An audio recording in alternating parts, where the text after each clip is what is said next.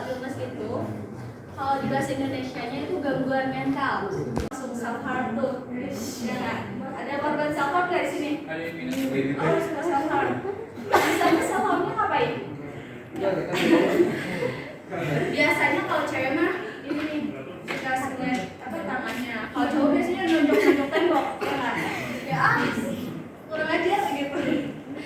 Biasanya kayak gitu anak remaja sekarang. Nah, mental illness atau gangguan mental itu merupakan kondisi di mana kesehatan mental kita nggak baik-baik aja. Itu dipengaruhi dengan perasaan yang tertekan, terus sikap, terus perilaku yang berubah juga gitu. Biasanya karena apa ya, pikiran yang masuk, karena nggak merasa stres banget. Biasanya anak ini umurnya berapa?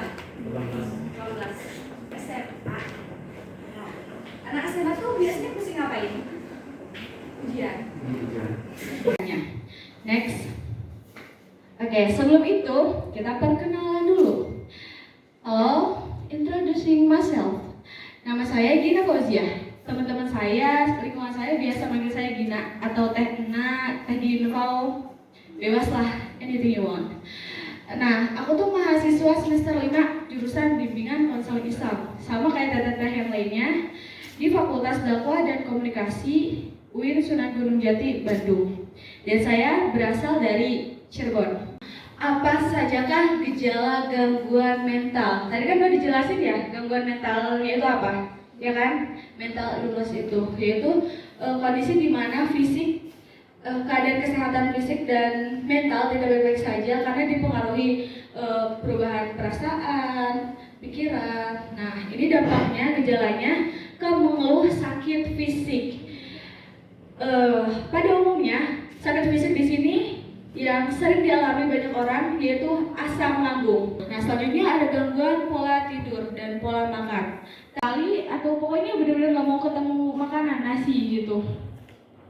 Terus selanjutnya ada perubahan perilaku dan perubahan suasana hati. Tadi perubahan perilaku ini ketika kita orangnya yang happy person gitu, yang kayak kalau ketemu orang hello gitu tiba-tiba menarik diri jadi yang introvert, yang kayak nggak mau bersosialisasi gitu, nggak mau ketemu banyak orang. Nah, itu juga merupakan gejala. Stres itu kan tadi tekanan pikiran yang berlebihan, terus depresi itu kayak sedih, tapi sedihnya tuh berkelanjutan gitu, terus menerus.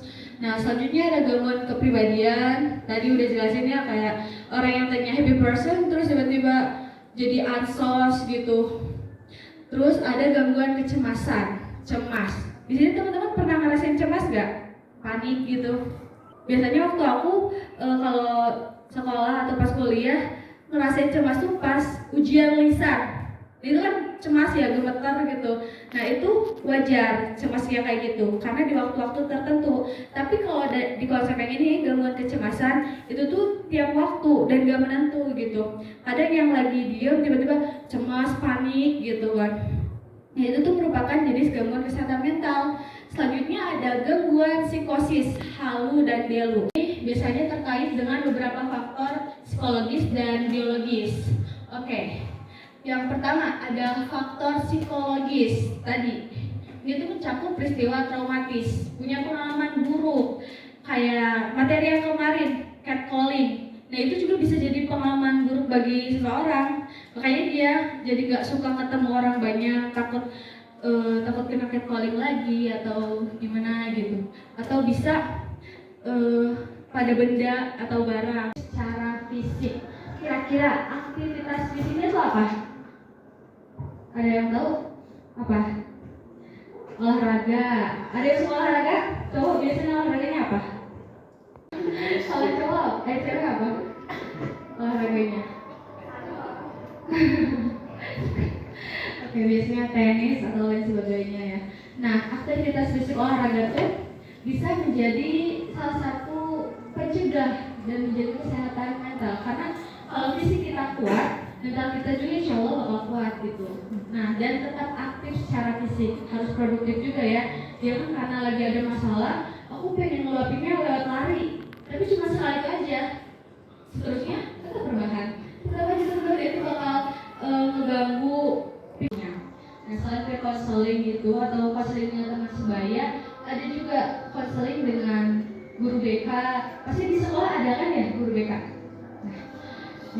UBK-nya atau datang ke konselor gitu, ada layanannya. Terus tahap selanjutnya yaitu ada psikolog, itu biasanya buat masalah yang lebih berat, yang susah diselesaikan. Terus selanjutnya ada psikiater, terus ada terapis juga. Kalau terapis itu biasanya permasalahan-permasalahan yang sembuhnya lewat terapi. Nah, terapi di situ banyak juga macamnya. Ada art terapi yang melalui seni musik, seni gambar, nah banyak lagi gitu. Seperti itu. Kalau psikiater itu melalui obat, yang kalau masalahnya tuh nggak bisa diselesaikan lewat cerita aja, nggak bisa diselesaikan lewat terapi aja, tapi harus menggunakan obat. Nah biasanya ini tuh masalah yang lebih besar, yang susah. Profesional, nah ini tuh mencakup psikoterapi, yang tadi terapis juga. Nah pemberian obat ini tadi psikiater, dan ini yang masalahnya paling berat itu rehabilitasi.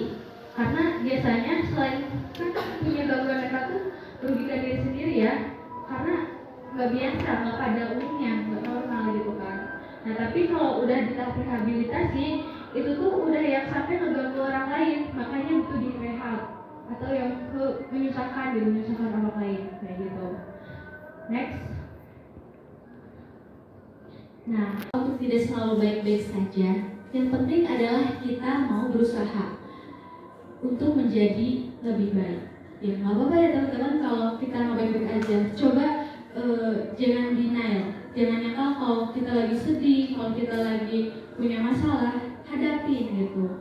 Yang penting setelah kita sedih, kita harus berusaha buat jadi lebih baik lagi. Dan ini berkesinambungan dengan quote selanjutnya, yaitu kesehatan mental itu seperti taman, butuh perawatan, dijaga, dirawat ya, agar tetap indah dan subur. Sekian dari aku. Terima kasih. Thank you for your attention guys.